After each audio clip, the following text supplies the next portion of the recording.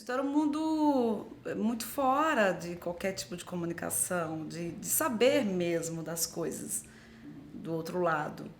E o acesso de ir às cidades próximas, você não tinha uma frequência, eu não tinha uma frequência.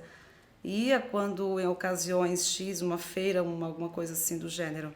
Mas tudo era tudo muito difícil, no sentido de, até pela situação também nossa, né? A gente vivia na roça, a roça era para alguns sítios, né? Uma casa ali, outra ali, que você grita, fulano, ei, hoje vai ter alguma coisa em casa, né?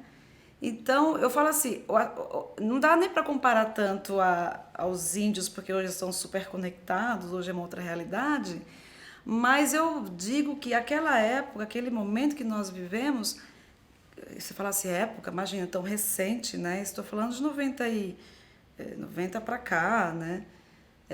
A gente não tinha isso, não tinha acesso. Quando aparecia um carro, a gente se escondia. Achava que ia levar a gente, porque tinha uma história do homem do saco, tudo, porque a gente parecia bicho do mato, sabe? E aparecia um carro, a gente tinha que se esconder para o que será que vem aí?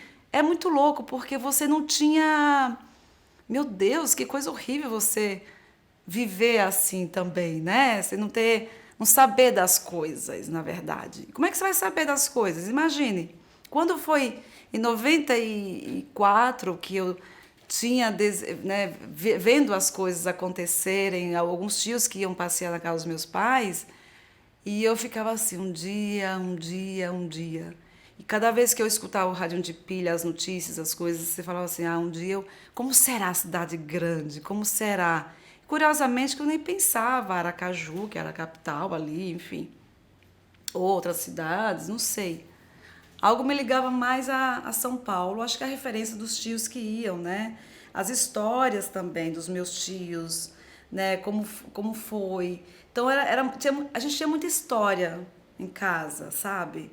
Do fulano, do primo, sabe? Do Beltrano que veio para São Paulo, que se deu bem, que ficou assim, ficou assado. Então eu não sei se isso ficou muito forte. Minha mãe que todo ano vinha a São Paulo, porque os tios, os irmãos, era muito apegada aos irmãos, então praticamente todo ano, que eu me lembro até os meus 10 12 anos, minha mãe vinha a São Paulo. Eu vinha a São Paulo, eu tinha 8 anos, me lembro da cena no ônibus.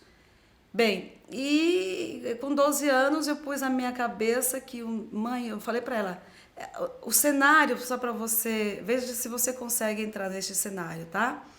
Era a roça, a casa que nós vivíamos era uma casa dos meus avós, então era fogão a lenha, era pote de barro, que filtro, né? A gente buscava água nos rios e riachos dali.